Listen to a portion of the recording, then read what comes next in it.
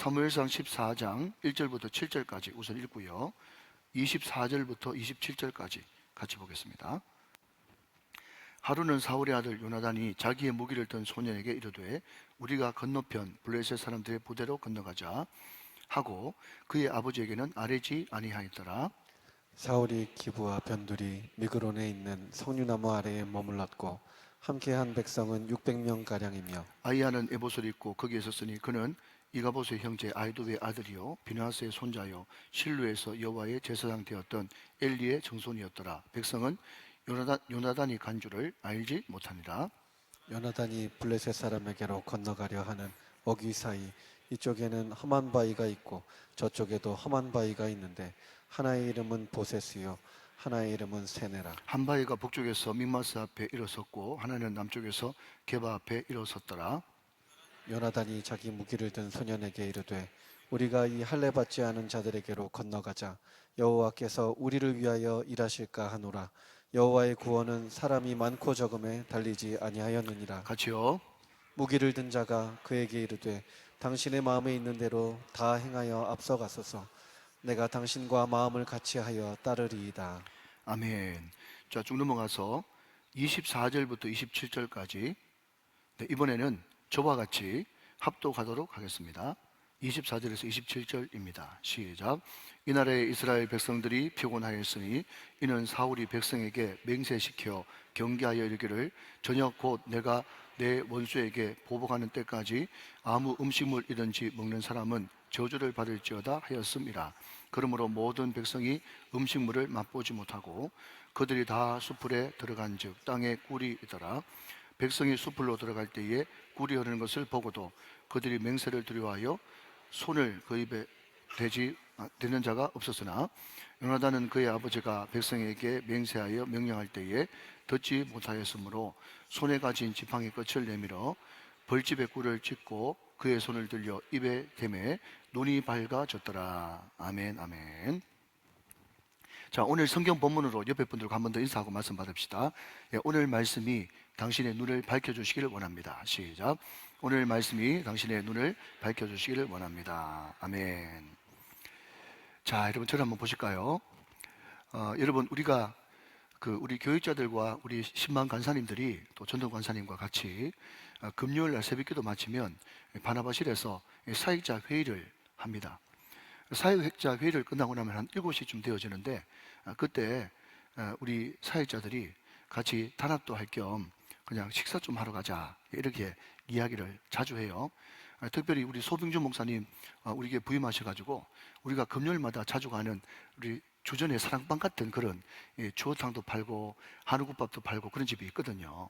그래서 그것을 한 번도 구경을 못 시켜줘가지고 제가 우리 팀 웍을 위해서 같이 가자 하면서 그 집에 가서 아침을 이렇게 먹었는데 그 집의 가장 큰 장점은요, 자극적이지 않고 또 이 말이 좀 어폐가 있지만 음식이 너무 안 맛있어가지고 좋은 거예요. 그냥 집밥처럼 근데 집에서 먹는 추어탕이나 그냥 소고기처럼 그런 이제 심심한 그런 국이 나와가지고 그냥 자주 질리지 않게 먹을 수 있는 그런 집인데 제가 이 집은 집밥 같아가지고 참 좋다 그렇게 이야기하니까 우리 조성별 목사님이 집밥에 대한 그런 예화를 하나 들어주는 거예요.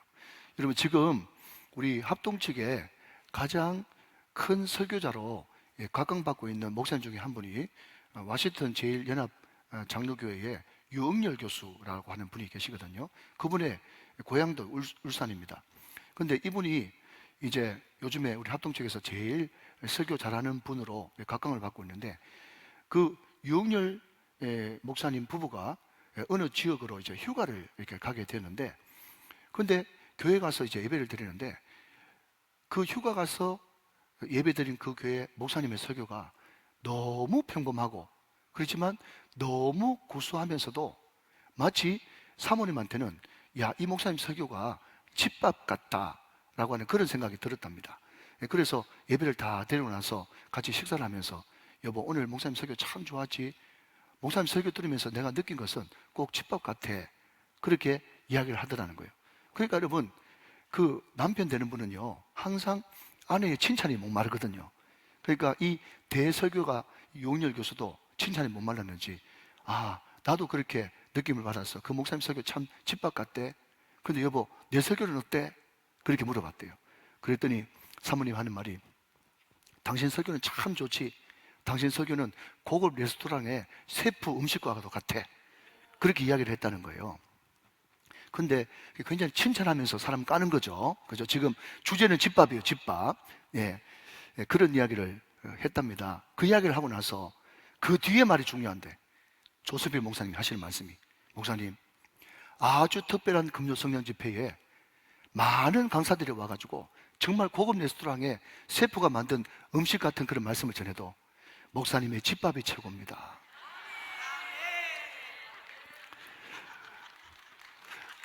네, 박수까지는 기대를 안 했는데, 네, 네, 여러분 제가 말씀드리고 싶은 것은요, 여러분 제가 이런 이야기하면 이게 벌써 말씀이 모순인 게, 네가 불러놓고 네 말씀이 더 좋다 그러면 우회되는 겁니까? 그죠? 항상 반전이 있어요, 반전. 예, 그래서 제가 속으로 이렇게 이야기했어요. 집밥도 잘 먹고, 예, 셰프가 만든 음식도 잘 먹고, 다 잘 먹어야 가장 좋은 겁니다.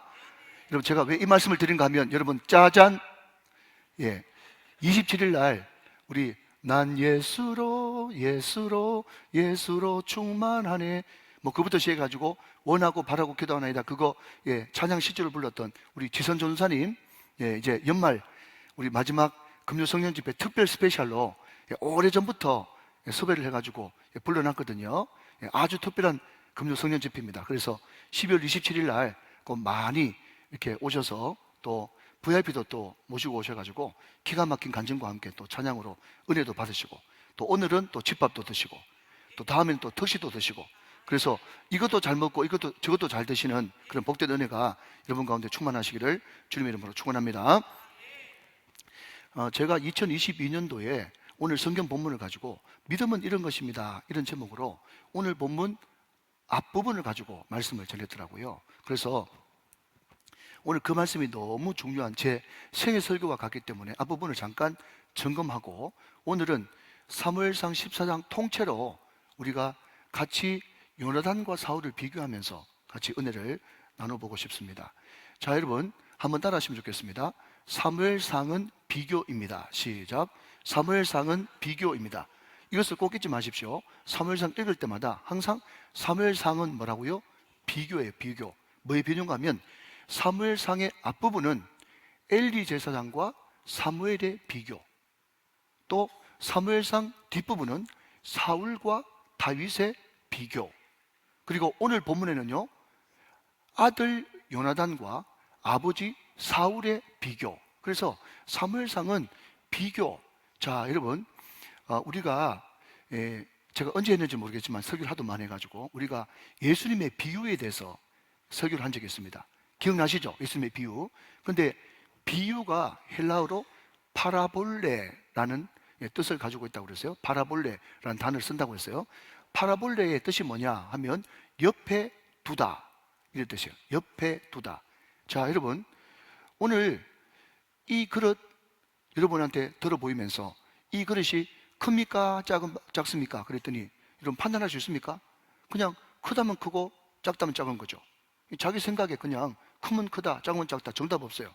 그런데 여기다가 여러분 만약에 큰 양동이를 가져와 가지고, 자, 여러분 이게 큽니까? 이게 큽니까? 라고 이야기하면 당연히 이게 크고 이건 작죠.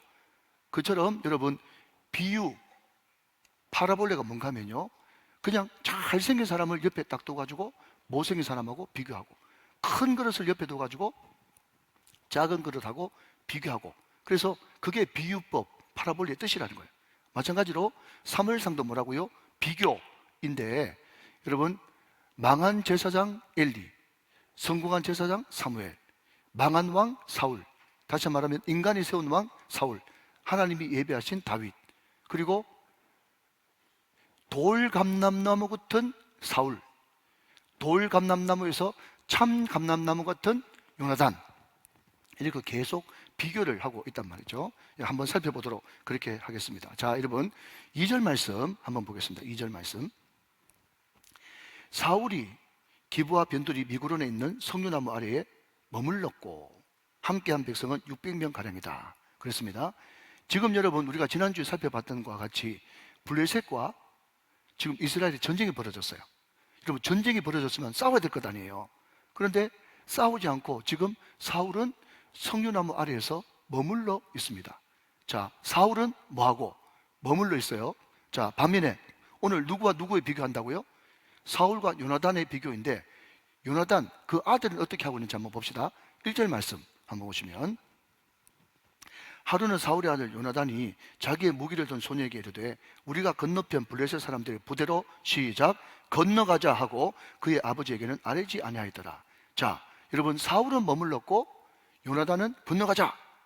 여러분 제가 좋아하는 것은 뭔가 하면요, 한 번 아니고 두 번을 좋아해요. 그죠? 두 번 내지 세 번. 왜? 그러면 점점 더 명확해지니까. 자, 건너가자. 여기 한 번만 있는 게 아닙니다. 또 어디 있는가 하면 4절 말씀 보세요. 4절 말씀. 요나단이 블레셋 사람들에게로 건너가려 하는 어기 사이 이쪽에는 그랬습니다. 자, 여러분 요나단은 건너가자 이제 그렇게 이야기를 했어요. 자, 그런데 한 번 더 확인시켜 드리고 싶은 것은요, 자 여러분 13장 1절 말씀을 한번 보시면 좋겠습니다. 13장 1절. 사울이 왕이 될 때에 40세라. 그가 이스라엘 다스린 지 몇 년이에요? 2년이에요. 자, 그러면 사울의 나이가 몇 살입니까? 42. 어린 거 아니죠? 자, 제가 말씀드리고 싶은 것은요, 지금 요나단이 블레셋과 전쟁이 붙었는데 자기 무기 든 소년, 그러니까 자기하고 자기 무기 든 소년하고 2명밖에 없어요. 블레셋은 엄청나게 많아요. 그럼에도 불구하고 요나단은 1절에도 4절에도 건너가자 라고 이야기했는데 자기 아버지 나이가 42이에요. 자, 그러면 여러분 분명히 요나단은 사울의 아들이거든요. 자, 여러분 42의 아들 낳았으면 아무리 잘 쳐줘도 몇 살이겠어? 20대.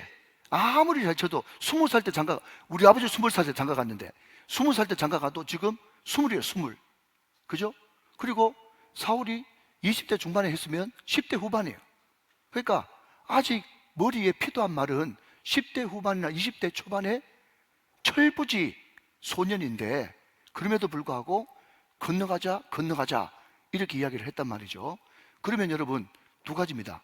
하나는 왕자로 자라가지고 철이 없던지, 세상 천지 무서운지 모르고 철이 없어서 그런 이야기를 했던지, 아니면 두 번째는 믿음이 있던지. 그 두 개밖에 없겠죠. 자, 여러분 제 논리를 지금 따라오고 계시죠? 예, 요나단이 이렇단 말입니다. 자, 그러면 먼저 항상 사울과 요나단의 비교라고 했으니까, 그러면 사울 그는 왜 전쟁이 났음에도 불구하고 석류나무 밑에 머물러 있었는가? 그 이유를 먼저 한번 살펴보도록 그렇게 하겠습니다. 자, 13장 5절로 갑니다. 13장 5절 말씀. 자, 같이 한번 읽어주세요. 시작. 블레셋 사람들이 이스라엘과 싸우려고 모였는데 병거가 3만, 마병이 6천, 백성은 해변의 모래같이 많더라. 그들이 올라와 베다윈 동쪽 믹마스에 진쳤다. 자, 여러분 엄청난 병거, 마병, 병사들은 해변에 모래같이 많아요. 어떤 목사님은 이 말을 좀 헷갈려가지고 모래 해변 그렇게 이야기하더라고. 해변의 모래입니다. 예, 정신이 없어요. 예, 해변의 모래같이 많게 되었습니다. 자, 그리고 여러분 쭉 넘어가서 몇 절을 보시는가 하면 22절 한번 보세요. 22절. 싸우는 날에 사울과 요나단과 함께 한 백성의 손에는 칼이나 창이 없고 오직 사울과 그 아들 요나단에게만 있었어요. 자, 여러분 블레셋은 지금 뭐로 무장되어 있는데? 병과 마병으로 엄청나게, 요즘은 말하면 여러분 미사일, 정갑, 하여튼 엄청난 신식 무기로 무장됐는데, 이스라엘 백성들은 사울과 요나단만 칼이 있었고 백성들은요 칼이 전혀 없었어요.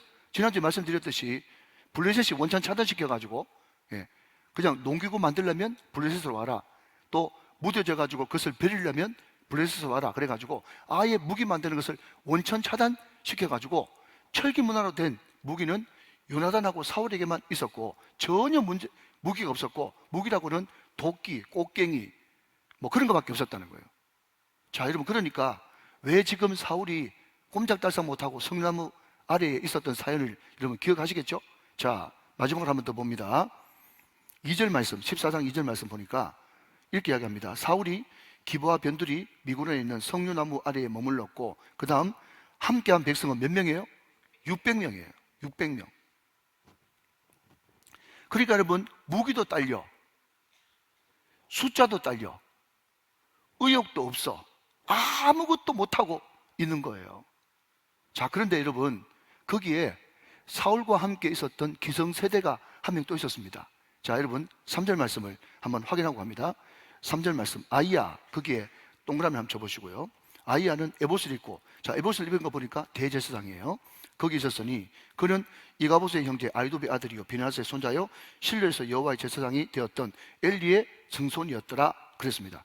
자, 한 번 더 따라 하실까요? 성경에, 자, 따라하세요. 다. 성경에 족보가 나오면 집안이 좋다. 제가 사무엘상 1장 하면서 이미 말씀드렸어요. 성경에 여러분 족보 나오면 무조건 집안 좋은 거예요. 제가 말씀드리고 싶은 것은 집안 좋으면 뭐합니까? 집안 좋으면. 사울도 석류나무 아래, 대제사장 아이야도 석류나무 아래, 거기서 벌벌 떨면서 이 전쟁을 어떡하지, 이 전쟁을 어떡하지 하면서 어쩔 줄 몰라 하는 그런 모습을 보게 된다는 겁니다. 자, 그러면 여러분 제가 다시 말씀드립니다. 사무엘상은 비교다. 그러면 사울은 지금 무기 때문에, 숫자 때문에 벌벌 떨면서 석류나무 아래 앉아가지고 어쩔 줄 몰라 하는데, 10대 후반 내지 20대 초반에 요나단은 건너가자 건너가자, 2명으로 말이죠. 자기하고 무기 든 자 2명 가지고 건너가자 건너가자. 과연 만용일까? 아무것도 모르는 철부지 아이일까? 무엇 때문에 그렇게 건너가자고 외치는 것이었을까? 라고 이야기한다면 여러분 정답이 6절에 있습니다. 6절 말씀, 요나단이 자기의 무기를 든 소년에게 이르되 우리가 이 할례받지 않은 자들에게로 건너가자. 여호와께서 우리를 위하여 일하실까 하노라. 시작. 여호와의 구원은 사람이 많고 적음에 달리지 아니하였느니라. 아멘. 여러분, 요나단이, 제가 여러분 하나 빠뜨렸는데 이 건너가자가 6절에 또 있네요. 1절에 건너가자, 4절에 건너가자, 6절에 건너가자, 건너가자 건너가자 건너가자 라고 외쳤던 것은 만용도 아니고 왕자로 태어나가지고 천지 모르는 철부지도 아니고 그 아이 마음 가운데 믿음이 있었다는 거예요. 여러분 먼저 축원해 드립니다. 우리 다음 세대, 우리 청년부, 중고등부, 우리 초등부, 또 유년부, 우리 유치부, 우리 영아부, 우리 어린 아이들 마음 가운데 이런 믿음이 충만하게 되시기를 주님의 이름으로 축원합니다. 우리 다음 세대도 얼마든지 믿음으로 충만할 수 있단 말이죠. 그런데 어떤 믿음이냐? 요나단 가운데 있었던 믿음은 어떤 믿음이냐 하면요, 여호와의 구원은 사람의 많고 적음에 달려있지 않다. 그것을 확실하게 믿었다는 거예요. 여러분 한번 생각해 보십시오. 제가 어떤 인물, 사람에 대해서 여러분 예를 들 때 항상 비유에 초점은 하나가 있습니다. 그러니까 제가 어떤 인물을 들 때 목사님이 저 사람 팬인가 보다, 목사님 저 사람 싫어하는가 보다, 그 생각 전혀 우리 우정교회 성도들만큼은 내려놓고 그냥 비유에 초점은 하나이기 때문에 거기에 방점이 있다, 거기에 생각하시고 말씀을 들으셔야 돼요. 여러분 솔직하게 말해가지고 10월 27일 한국교회 예배의 날, 그때 여러분 누구에서부터 그 모든 일이 시작됐습니까? 저 부산촌에서 여러분 목회하는, 공부도 많이 못한 손현보라고 하는 그런 목사님 한 분의 그 아버지의 마음, 그 눈물로 여러분 시작된 게 10월 27일 한국교회 예배 날 아닙니까? 그분이 여러분 울산까지 찾아왔어요. 저도 그때 같이 있었어요. 우리 총회장님하고 저하고 같이 만났어요. 눈물을 흘리면서, 여러분 우리 교회 총회 때도 와가지고 눈물을 흘리면서 고맙습니다, 고맙습니다, 눈물을 흘리면서. 대법원에서 여러분 정말 하나님을 대적하는 그 악법이 통과됐었을 때 한국교회가 다 끝난 줄 알았대요. 그런데 기도하면 사람 앞에 엎드리니 아니다, 아직까지 희망이 있다, 아직까지 희망이 있다. 한국교회가 다시 한 번 더 힘을 합쳐가지고 100만이 모여가지고 200만이 모여가지고 같이 예배하고 기도하면 한국교회 살아날 수 있는 역사가 있다. 그 확신이 있었을 때 여러분 하나님은 역사를 봐도 말이죠, 항상 총구석에서 정말 발부둥치면서 기도하는 한 사람을 항상 쓰시거든요. 사랑하는 여러분, 대형교회 목사 쓰지 않았습니다. 물론 여러분 세계교회가 정은교회가 아니지만 그럼에도 불구하고 저 변방에서 눈물 흘리는 한 사람의 눈물의 기도, 그 사람을 들어 쓰셔가지고 한국교회가 100만 이상 모이는 그런 엄청난 일을 했지 않습니까? 사랑하는 여러분, 우리 교회도 희망을 가집시다. 울산에서 열방으로, 지방에서 열방으로. 여러분 참 감사한 것은요, 여러분 이번에 위러브 콘서트를 했지 않습니까? 예, 그래서 저는 위러브가 누군지 알지도 못했어요. 그런데 제가 그 뒤에 알고 보니까 예람 월십부터 시작해가지고 그 찬양팀이 다 부산에서부터 시작된 팀들이라 하더라고. 근데 그 부산에서 시작된 팀들이 지금 전국에서 열풍을 일으키고 있더라고. 그래서 내년 같은 경우에는요, 예람 월십이나 또 그런 팀들 내가 한번 불러보려고 그래요. 왜 그러냐 하면 지방에서 열방으로. 예, 부산 팀도 우리 울산의 예수엔도 하나님 앞에 붙들리면 얼마든지 하나님의 역사를 일으킬 수 있다. 여러분 여호와의 구원은 사람의 많고 적음에 달려있지 않습니다. 이것을 확신하고 차라리 여러분 우리 교회가 수도권에 있지 않고 이 울산에 있는 이것을 오히려 자부심을 가지면서 여러분 여기서 이 골방에서 기도하는 이 모든 것들이 열방을 경영하는 그런 역사가 나타나게 되는 것입니다. 하나님은 그런 사람을 지금도 찾고 계시는 것이죠. 여러분 피타고라스라고 하는 예수님 오기 전에 훨씬 전의 사람도 이런 이야기를 했다고 그랬어요. 피타고라스가 예언 아닌 예언을 하기를 앞으로의 신은 숫자가 될 것이다. 앞으로의 신은 뭐가 된다고요? 숫자가 신이 될 것이다. 숫자 아무것도 아닌데 돈 많은 사람들은 여러분 자기 통장이 지금 1,000만 원, 1억, 2억 늘어난지 그 숫자도 모르는데 그 돈 많은 사람들한테는 그 숫자가 여러분 돈이 그 숫자일 뿐인데 숫자가 신이 될 것이다 하는 겁니다. 여러분 이게 무슨 이야기냐? 여러분 지난번에 제가 한번 말씀드렸죠. 여러분 대학 그러면요 1위, 2위, 3위, 4위, 5위 숫자가 딱 매겨집니다. 그리고 병원 그래도 1등, 2등, 3등, 4등, 5등 숫자가 딱 매겨져요. 그러니까 여러분 너무 기가 막힌 것은요, 제가 어느 신문을 보니까 결혼정보업체에서 좋은 신랑감, 좋은 신부감도 다 평가표 숫자가 있더라고. 자기 아버지 장관 출신이면 몇 점, 군인도 여러분 참모총장이면 몇 점, 사령관이면 몇 점, 장군이면 몇 점, 키가 또 1m 65에서 70이면 몇 점, 대학도 몇 점, 그게 다 그게 숫자가 다 나와버려요. 결혼정보업체에서 모든 게 다 숫자더라고. 여러분 군대 요즘에 가는 것도요, 군대도 다 숫자입니다. 1등부터 130등까지 숫자가 딱 내가지고 그냥 그 숫자 안에 든 사람만 들어갈 수가 있는 거예요. 여러분 피타고라스가 예수님 오기 전에 이미 있었던 사람인데 그 사람이 앞으로의 신은 수가 될 것이라고 예언했는데 지금 수천 년이 지난 지금 우리 현재 우리가 살고 있는 이 현대에 모든 것이 다 랭킹과 숫자가 되어버렸습니다. 그러나 그럼에도 불구하고 여러분 여호와의 구원은 숫자에 있지 않습니다. 여호와의 구원은 사람의 많고 적음에 있지 않습니다.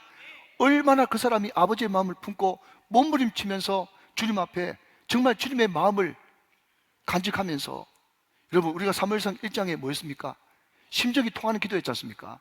하나님께서 한나에게 일부러 아들을 주지 않음으로 말미암아 가지고 불인 나에게는 아들이 있고 한나에게는 아들이 없고 또 개떡 같은 엘리 제사장에게는 홈리와 비나스 같은 희한한 인간이 있고 그 다음에는 관로 없었더라가 나와야 되는데 뭐가 없는가 하면요, 한나야 너 아들 없어서 괴롭지? 나도 아들이 없어. 나도 아들이 없어. 어떤 아들이 없나? 정말 이 시대를 향해서 아버지의 눈물을 흘리는, 아버지의 마음을 가지는, 아버지의 말씀을 말씀대로 전하는 진정한 선지자와 말씀의 종이 없음으로 말미암아서 하나님의 마음이 지금 원통하고 안타까운 거예요. 그 하나님의 안타까운 마음을 한나, 여러분 믿음의 여인 한나에게 아들을 없는 고통을 주심으로 말미암아 가지고 아버지의 마음을 부어주시는 거지. 계속해서 기도하는 동안에 하나님의 마음과 하나의 마음이 심정이 통한 거예요. 심정이 통해서 하나님께서 나한테 아들 주시면 하나님 마음 알아드리고 하나님의 눈물 알아드리는 아들로 하나님 앞에 드리겠습니다. 서운하지 않습니까? 그때 하나님께서 그 한나의 소원을 들으셨다라고 하는 이름의 뜻인 사무엘을 주셔서 그 사무엘을 통해서 이스라엘 다시 한 번 더 회복시키지 않습니까? 사랑하는 여러분, 우리가 비록 적은 숫자가 모이고 또 우리나라의 유수의 교회에 따지자면 우리 교회가 너무나 미약한 숫자일지 모르나 그럼에도 불구하고 우리가 이 금요 성령 집회에서 하나님 앞에 심정을 통하는 기도를 드리고 아버지의 눈물이 나의 눈물이 되고 아버지의 손과 발이 우리의 손과 발이 되어지는 그런 놀라운 하나 되어지는 일체되어지는 역사가 일어날 때 우리 교회를 통해서 이 대한민국이 구원받고 울산이 건진받는 놀라운 역사가 일어나게 될 줄로 믿으시면 크게 아멘 하시기 바랍니다. 할렐루야. 요나단이 6절에 있는 것 같이 여호와의 구원이 사람의 많고 적음에 있지 않다라고 하는 그 고백을 담대하게 던져버리면 말미암아가지고 이 세상을 지배하고 있는 모든 숫자의 신을 박살내버리고 오직 붙들어 주시는 하나님만 높이는 그런 역사가 일어나게 된 것입니다. 할렐루야.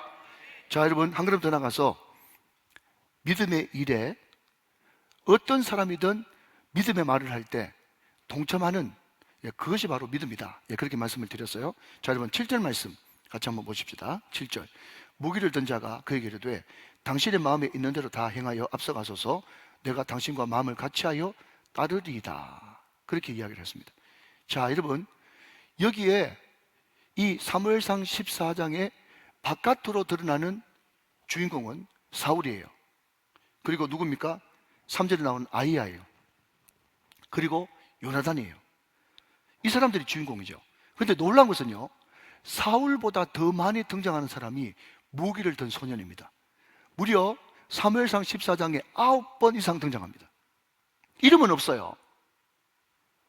그러니까 여러분 무기를 든 소년의 이 믿음이 얼마나 하나님께서 기뻐하셨으면 무기를 든 소년이라고 하는 이 이름이 9번이나 등장하게 되겠습니까?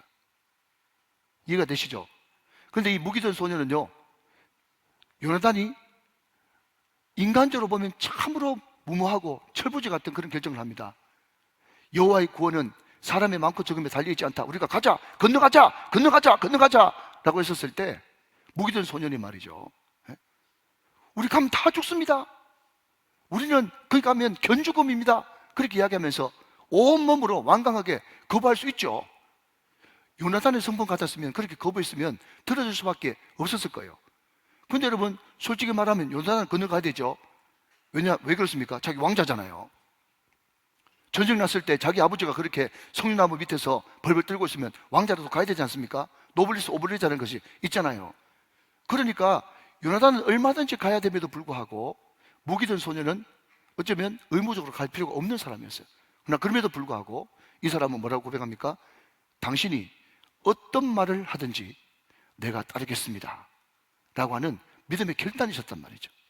사랑하는 여러분, 교회에서 담임 목사가 그 일을 감당하면 제일 좋아요.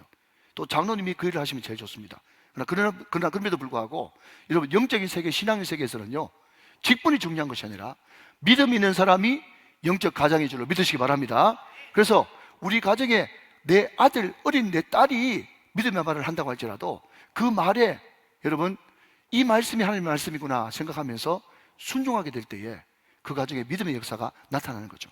제가 여러분 지난번에 한번 말씀을 드린 것 같습니다. 제가 서울에서 교육종사를 할 때 믿음 좋은 안수 집사님 권사님이셨는데 유엔부 부장을 했어요. 근데 걔가 5살인가 6살밖에 안 됐어요. 근데 엄마가 아빠가 아무런 일도 아닌 걸 가지고 토닥토닥 싸운단 말이죠. 보니까 심상치 않거든. 곧 무슨 일이 벌어질 것 같거든요. 그랬더니 5살, 6살밖에 안 된 유치부 아이가 아빠 엄마가 투닥투닥 하면서 이제 점점 격화되어지는 말싸움 가운데 딱 가로막고 들어가가지고 한마디 선포했다는 거예요. 뭐라고요? 항상 기뻐하라! 항상 기뻐하라! 그렇게 이야기하니까 참 감사한 것은 그 아빠 엄마가 믿음 있는 사람이라 가지고 그 말씀을 주의 말씀으로 받았다는 거예요. 사랑하는 여러분, 거기서 만약에 믿음 없는 사람은요, 애한테 막 밤을 지르면서 나가 있으라고 하든지 윽박지르든지 그러면 그 사람 믿음의 사람이 아니에요. 그런데 정말 감정이 격화되는 그 과정에서도 아이가 항상 기뻐하라라고 하는 한마디 선포했을 뿐인데 이거 주의 뜻이고 주의 말씀이구나 생각하면서 그 아이의 말씀이라도, 어린 아이의 말씀이라도 그 말씀에 순복하는 그런 순복이 있으니까 그 사람은 믿음의 사람인 거죠. 사랑하는 여러분, 다시 한 번 말씀드립니다. 가장이 그렇게 하면 제일 좋습니다. 엄마가 그렇게 하면 제일 좋습니다. 교회에서는 목사가 믿음의 말을 하면 제일 좋습니다. 장로님이 그런 말씀 하시면 제일 좋습니다. 그러나 그럼에도 불구하고 여러분 평신도고 등록한 지 얼마 안 된 사람이 말을 한다고 할지라도 우리가 눈이 밝아지면 그 말이 영적인 말인지 하나님의 말씀인지 분별할 수 있으니 하나님의 말씀 앞에 누구든지 주의 말씀이 선포되어지는 그 앞에 다 순복할 수 있으면 그 사람이 믿음의 사람이라는 거예요. 여러분, 말씀이, 하나님의 말씀이 우리 교회를 통치하는 왕이 되어지시기를 주님의 이름으로 축원합니다. 축복합니다. 자, 여러분 한 걸음 더 나가서 세 번째는요, 믿음이 뭔가 하면 작은 표징, 작은 사인이라도 그 사인에 순종할 수 있는 것이 중요하다 하는 겁니다. 자, 여러분 그 내용이 오늘 9절부터 쭉 15절까지 나오는 그런 내용인데요, 제가 한마디로 요약하면 이렇습니다. 요나단과 무기 든 소년이 올라가는데 너무너무 두렵잖아요. 그러니까 요나단이 하나님 앞에 표징을 구했어요. 무슨 표징을 구했는가 하면, 하나님, 저 블레셋이 지금 숫자 많다고 무기 많다고 교만하게 짝이 없는데 만약에 우리가 올라갈 때 그 사람들이 야, 너 하루 강아지 법무서인 줄 모르네, 그거 가만히 있어, 우리 올라간다, 그렇게 이야기하면 하나님의 뜻이 아닌 줄 알고 우리가 물려갈 것이고, 그 사람들이 교만에 빠져가지고 야, 니까지 것 올라와봐 그렇게 우리한테 조롱하면서 올라와 보라고 이야기하면 하나님이 그 사람들을 우리한테 붙이신 줄로 믿고 우리가 가겠습니다, 그렇게 하나님 앞에 사인을 구했다는 거예요. 근데 여러분, 하나님께서 기가 막히게 그 사인을 구한 지 얼마 안 돼가지고 블레셋 사람들이 보니까 애송이들이 올라오고 있거든. 그러니까 블레셋 사람들이 하는 말이 뭔가 하면 올라와봐, 니까지 것 올라와봐, 이렇게 이야기를 하니까 요나단이 그 이야기를 딱 듣고 아, 이거 하나님께서 우리한테 붙이셨구나 생각하면서 여러분 담대히 가서 거기에 얼마 안 된 블레셋 수비대, 그것을 반나절 만에 20명이나 해치우는 큰 공적을 올렸다라는 것이 오늘 본문의 내용인 것입니다. 여러분, 이런 이야기 들어보셨죠? 지금은 다 아파트 입구에 막아가지고 들어가지도 못합니다만은, 옛날에 이제 신학생이 돼가지고 내가 앞으로 많은 영혼들을 내가 구원하려고 그러면 먼저 부끄러움부터 없애야 된다, 그러면서 내가 복음을 부끄러워하지 않으니 하면서 보통 여러분 신학생들이 먼저 도전하는 것이 아파트 꼭대기부터 쭉 밑으로 내려오면서 이제 축구 전도를 한다고 다 마음에 결심을 하는 거예요. 저도 여러분 그런 적이 있었죠. 근데 막상 용기를 있어가지고 내가 오늘 저 15층부터 쫙 내려오면서 다 전도하겠다, 이 동을 내가 다 전도하겠다, 이렇게 생각했는데 막상 여러분 제일 꼭대기에 올라가면 가슴이 벌벌 떨리면서 여러분 초인종을 띵동 누르는데 속으로 얼마나 간절히 기도하는지, 제발 나오지 마라, 제발 나오지 마라, 안 믿는 사람이야 제발 나오지 마라 하면서 얼마나 여러분 안 나오기를 그렇게 기도한 적이 있는지 모릅니다.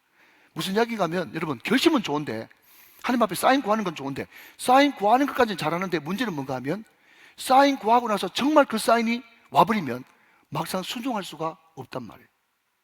그런데 요나단은 손바닥 많은 구름이 떠올랐을 뿐인데 아, 하나님께서 나한테 확실하게 표정을 보여주셨구나, 징조를 보여주셨구나 하면서 과감하게 나가서 전투할 수 있는 이 용기와 담대함, 이것이 믿음이라는 거예요.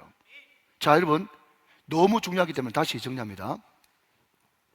제가 갈라디아서 말씀 묵상하면서 쭉 도식을 이야기했습니다. 자, 앞으로 여러 번 이야기할 테니까 여러분 빨리 적을 사람 적고, 모르면 계속 반복해서 들으시기 바랍니다. 우리가 믿음으로 구원받는다, 믿음 이야기를 많이 듣는데 믿음이 뭐냐? 믿음은 자녀되는 거예요. 요한복음 1장 12절 말씀에 영접하는 자 곧 그 이름을 믿는 자들에게는 시작 하나님의 자녀가 되는 권세를 주셨어요. 믿음은 자녀되는 거예요. 자녀가 뭐냐? 자녀는 관계예요. 관계.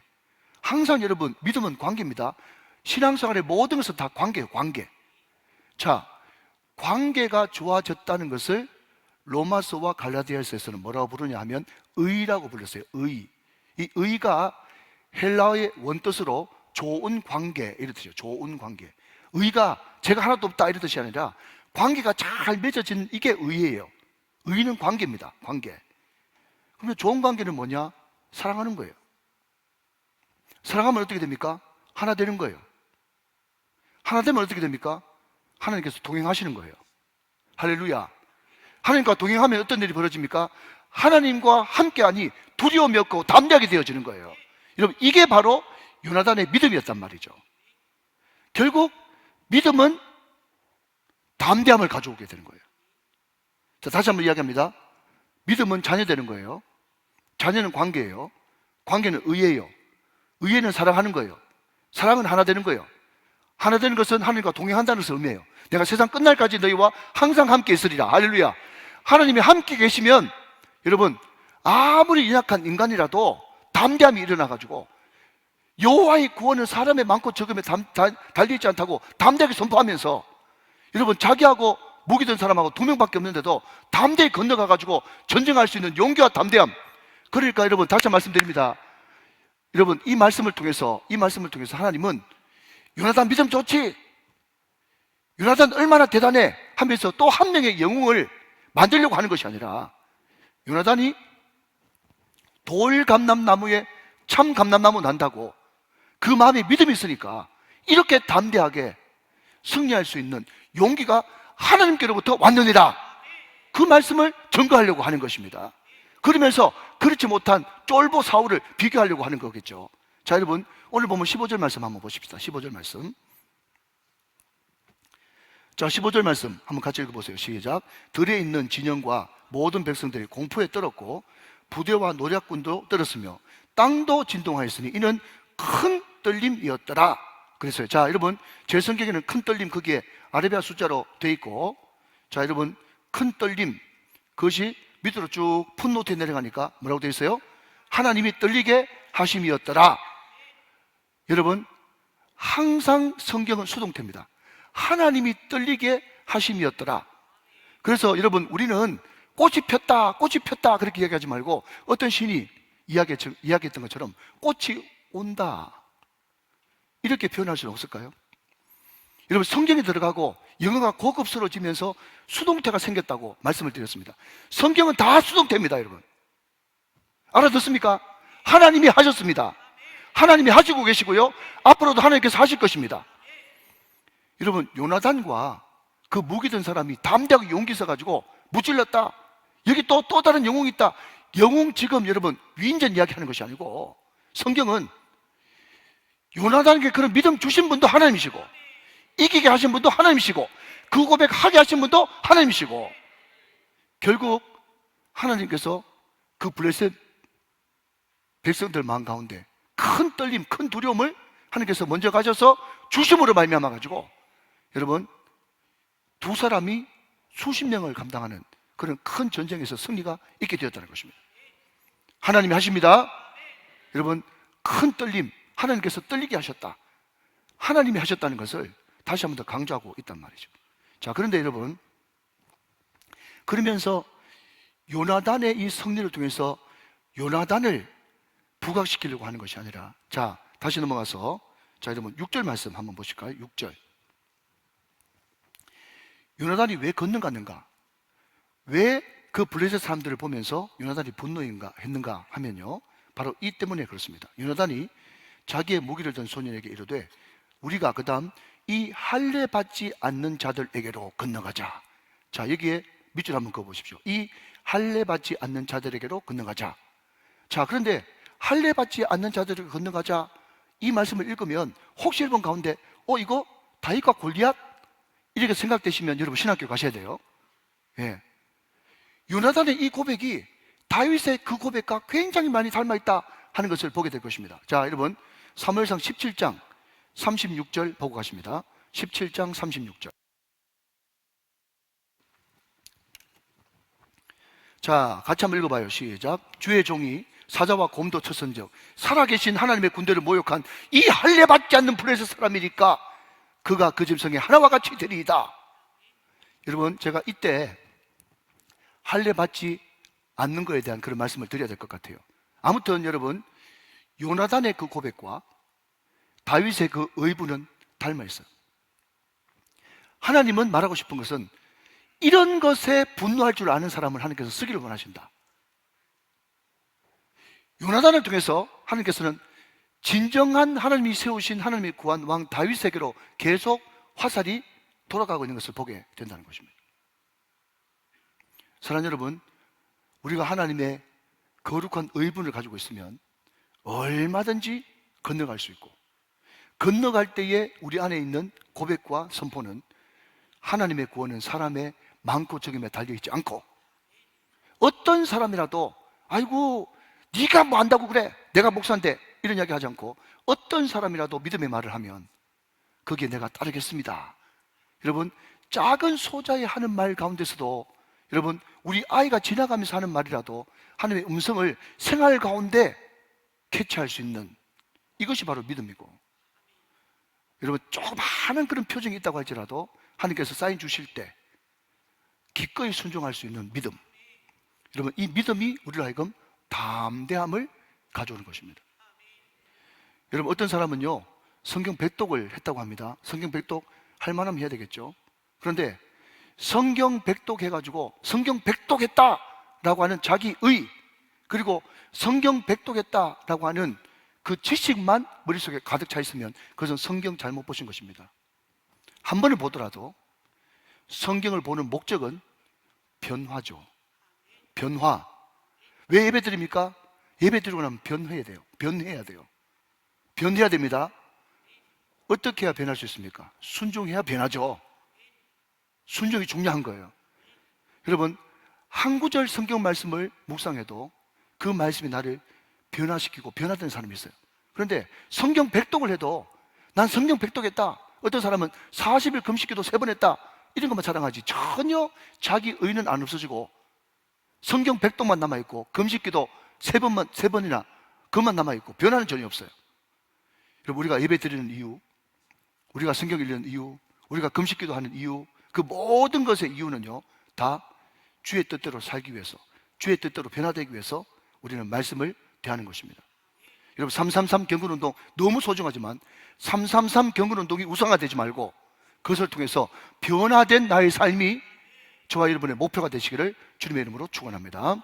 자, 여러분, 간단하게 사울로 다시 넘어가서 이제 비교합니다. 제가 비교라고 말씀드렸죠.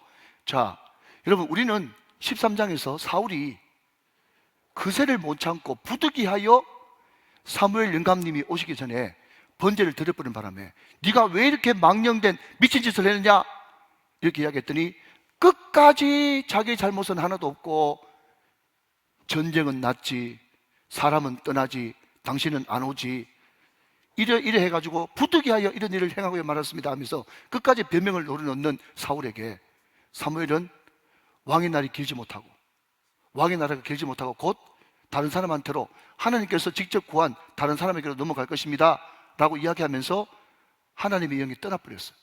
자, 여러분 잘 들으십시오. 하나님의 영이 떠나고 불순종하는 그 사람에게 찾아오는 것은요 3가지입니다. 첫 번째는요, 점점 더 종교에 집착하게 된다는 거예요. 종교에 집착하게 됩니다. 잘 들으십시오, 여러분. 다른 사람 이야기가 아닙니다. 종교에 집착하게 돼요. 자, 몇 절 보시는가? 18절 말씀을 보세요. 18절. 사울이 아이야에게 이르되 하나님의 궤를 이리로 가져오라 하니 그때 하나님의 궤가 이스라엘 자손과 함께 있음이니라 그랬는데, 여러분, 제가 어떤 학자의 글을 읽어보니까 70인역, 우리가 지금 보고 있는 이 성경은 다 70인역을 번역을 한 거거든요. 그런데 70인역에 보면 하나님의 궤라고 되어 있지 않고 에봇이라고 되어 있어요. 에봇. 아무튼 하나님의 궤든 에봇이든 다 하나님의 임재를 상징하는 거 아니겠습니까? 그런데 사울이 에봇 가져와라, 하나님의 궤 가져와라 그러니까 굉장히 신앙이 좋은 것 같은데 그게 아니고 점점 더 하나님이 떠나고, 여러분, 신앙이 떠나버리니까 종교화되고 종교에 집착하는 그런 모습을 여러분 그린 것이 바로 여호와의 궤 가져오라, 에봇 가져오라고 하는 그런 사울의 목마름이었다 하는 겁니다. 자, 이해되시죠? 한 구절 더 봅니다. 저는 항상 복수를 중시 여기니까요. 자, 여러분, 24절, 오늘 본문 읽었던 24절 말씀을 한번 보겠습니다. 24절 말씀. 이날에 이스라엘 백성들이 피곤하였으니, 피곤했어요. 전쟁할 때 굉장히 피곤했어요. 왜 피곤했냐? 그 이유는 사울이 백성에게 맹세시켜, 자, 맹세 동그라미 한번 해보시고요. 맹세시켜 경계하여 이르기를 저녁 곧, 그 다음 동그라미, 내가 내 원수에게 보복하는 때까지. 자, 거기까지 밑줄 그으셨어요? 아무 음식물이든지 먹는 사람은 저주를 받을지어다. 저주, 거기 동그라미 한번 쳐보시고요. 하였습니다. 그러므로 모든 백성이 음식물을 맛보지 못했다. 그렇게 이야기하고 있어요. 자, 여러분, 저를 잠깐 보실래요? 지금 전쟁이 한참 붙어가지고 지금 병사들한테 잘 먹여줘도 못할 판인데 지금 사울은 이스라엘 백성들, 병사들한테 뭘 시키는가 하면 금식을 시키고 있어. 이것도 종교적인 행위예요. 이해되십니까? 금식시키고 있다니까요. 고행주의죠, 고행주의. 내가 응답 안 받으면 굶어 죽는다. 이런 사람도 여러분 지금 한국교도 꽤나 적지 않게 있지 않습니까? 그러니까 지금 사울은 백성들한테 금식시키는 거예요. 그러면서 여러분 성경 이야기하기를 하늘로도 내 발등상으로도 맹세하지 말라 그랬는데 맹세시키고, 여기 저주라고 하는 것도 하나님이 할 수 있는 건데 저주를 했습니다, 백성들에게. 그러면서 왜 금식시켰는가? 왜 밥도 굶겨가지고 금식을 시켰는가 하면 키포인트는 내가 내 원수에게 보복하는 데까지. 여러분 이런 단어가 눈에 들어오면 참 좋아요. 지금 여러분 하나님의 영광을 위해서 금식시킨 겁니까? 아니면 자기 한풀이 하려고 지금 금식시킨 겁니까? 후자죠. 그러니까 사울이 굉장히 바깥으로 볼 때는 하나님을 의지하는 것 같이 에봇도 가져오라 그러고 여호와의궤도 가져오라 그러고 금식도 하고 하는데, 이것은 절대로 하나님과 전혀 상관없는 일이고 자기의 그 한을 보복할 때까지 밥 먹지 마라 라고 이야기하는 그런 식으로 흘러간단 말이죠. 자, 여러분 점점 신앙이 아닌 종교로 치우치게 될 때 어떤 현상이 벌어지는가 하면요, 점점 더 극단으로 나아갑니다. 극단으로. 자, 여러분 39절 말씀 한번 보십시다. 39절 쭉 넘어가서 39절 말씀 제가 읽습니다. 이스라엘을 구원하신 여호와께서 살아계심을 두고 맹세하노니 내 아들 요나단에게 있다 할지라도 반드시 죽으리라 하되 모든 백성 중 한 사람도 대답하지 아니하매. 자, 지금 어떤 사람이라도 금식 안 하고 음식을 먹으면 다 죽이리라 했는데 그게 뭐라고 얘기하는가 하면 마지막으로 짠 것처럼 내 아들 요나단이 그렇게 할지라도 반드시 죽으리라 라고 하면서 점점 더 극단으로 나가는 거예요. 자, 여러분 금식시켰습니다. 금식시켰는데 이스라엘 백성들이 너무 배가 고픈 거예요. 요나단은 자기 아버지 금식하라는 말 못 들었거든요. 그러니까 꼭 여러분 못 들으면 옆에서 한 사람 이야기해 주잖아요. 다 여러분 다 읽어보시면 다 나옵니다. 한 사람 이야기해 줘가지고 자기 아버지가, 당신 아버지가 이렇게 시켰다 그러니까 우리 아버지가 왜 그런 짓을 했지? 내가 이렇게 지팡이 끝에 꿀 찍어가지고 이 꿀 한 모금만 먹어도 이렇게 눈이 밝아지는데 왜 그런 짓을 했지? 그렇게 이야기하면서 요나단도 도대체 이해 못한 그런 짓을 하는 겁니다. 자, 점점 더 종교화되어지고 허한 그 마음이 점점 더 종교화되어지고 점점 더 극단으로 치우치니까 어떤 일이 벌어지는가 하면요, 자 여러분 이게 남 이야기 아닙니다. 이제 한 5분 정도 남았으니까 한번 따라와 보시기 바랍니다. 예, 더 빨리 맞출 수도 있고요. 33절 보십시다. 33절. 네, 32절부터 보겠습니다. 32절부터. 자, 제가 했습니다. 백성이 이에 탈취한 물건에 달려가서 양과 소와 송아지를 끌어다가 그것을 땅에서 잡아 피채 먹었더니 33절 시작. 무리가 사울에게 전하여 이르되 보소서 백성이 고기를 피채 먹어 여호와께 범죄하였나이다. 사울이 이르되 너희가 믿음 없이 행하였도다. 이제 큰 돌을 내게로 굴러 오라 하고 그랬습니다.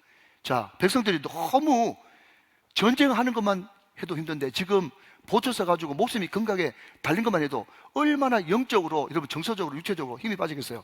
배고파 죽겠는데 먹으면 다 죽인다고 그러니까 그 맹세 때문에, 하나님 때문에 두려운 게 아니고 그 맹세 때문에 두려워가지고 먹지도 못하고 있는 거예요.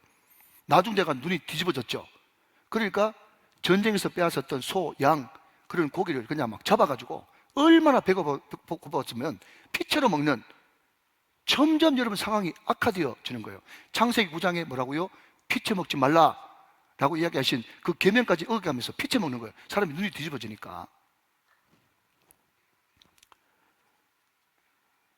자, 여러분 이런 사울이 그럼에도 불구하고, 자 이제 정리해 갑니다. 52절로 넘어갑니다. 52절. 자, 한 번 더 읽어보세요. 시작. 사울이 사는 날 동안에 블레셋 사람과 큰 싸움이 있었으므로 사울이 힘센 사람이나 용감한 사람을 보면 그들을 불러 모았더라. 이해가 되십니까? 왜 제가 이 말씀을 이름을 소개하는지. 아들 요나단은 여호와의 구원은 사람의 많고 적음에 있지 않다고 분명히 믿음의 고백을 했음에도 불구하고 성령이 떠난 사울은 끝까지 여러분 용감한 사람, 힘센 사람, 어떻게 하든지 자기를 지켜줄 만한 그런 사람이 있으면 혈안이 돼가지고 불러 모으는 그런 일만 사울이 했단 말이죠. 그러니까 하나님 앞에 버림받을 수밖에 없는 거예요. 왜? 완전히 여러분 세계가 다른 삶을 지금 살아가고 있는 겁니다. 자, 그러면 마지막으로 왜 그러면 사울이 처음에는 믿음 있는 것 같더니 사울도 예언자 중에 있느냐 이런 말까지 들었던 사람이 왜 그렇게 됐냐 한번 볼까요? 마지막으로 35절입니다. 35절. 자, 같이 한번 읽어보세요. 굉장히 중요한 말씀이에요. 시작. 사울이 여호와를 위하여 제단을 쌓았으니 이는 그가 여호와를 위하여 처음 쌓는 제단이었더라. 여러분, 성경은 너무너무 여러분 조밀조밀한 책인 거예요. 왜 이렇게 됐습니까? 라고 얘기했더니 여러분, 사울이 왕된 지가 꽤 됐죠. 그냥 40대 왕될 때 그때 사무엘에 의해서 그냥 제단 쌓았다고 칩시다. 지금 나이가 몇 살이라고요? 42이라고 13장 1절에 말씀드렸지 않습니까? 그런데 이 난리 법석이 나가지고 지금 백성들이 막 눈이 뒤집어져 가지고 소와 염소와 여러분 양들을 막 피채 먹는 이런 일이 벌어지고 난 다음에 무슨 이런 일이 다 있나 싶어 가지고 큰 돌 가져와라 그래 가지고 그때 처음으로 왕되고 나서 처음으로 제단을 쌓았다는 거예요. 최소한 몇 년 만에? 2년 만에 예배 처음 드린 거예요. 2년 만에 예배 처음 드린 거예요. 그러니까 이 모든 사울이 왜 그 지경까지 가버렸냐라고 이야기한다면 딴 거 여러분 이야기할 필요 없어. 예배의 부재. 예배를 제대로 안 드리니까 사람이 완전 미쳐가고 전혀 신앙은 없고 끝까지 사람을 의지하는 사울의 모습을 요나단과 비교해서 보게 된다는 것입니다. 자, 여러분 1분만 고쳐 세워봅시다.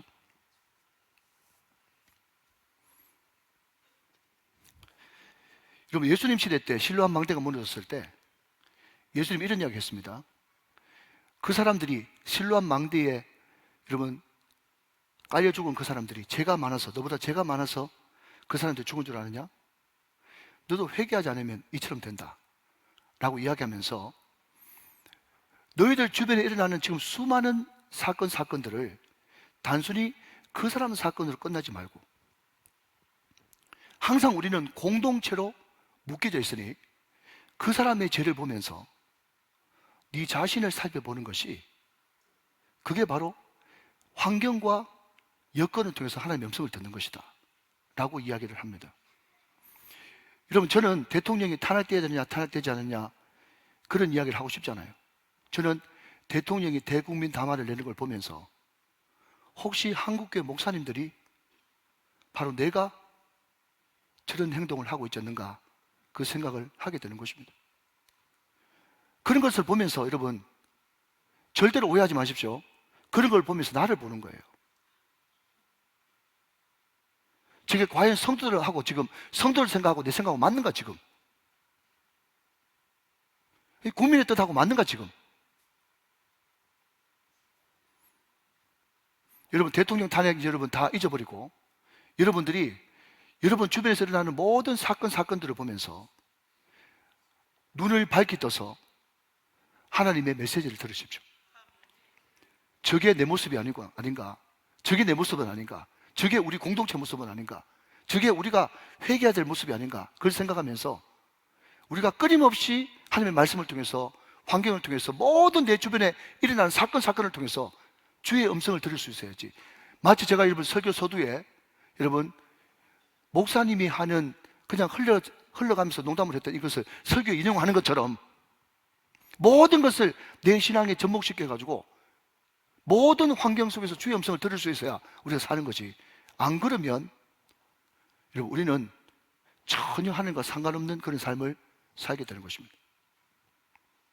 사실 여러분 오늘 이 말씀을 꼭 기억하시면서 여러분은 요나단의 길을 걸을 것입니까? 아니면 사울의 길을 걸을 것입니까?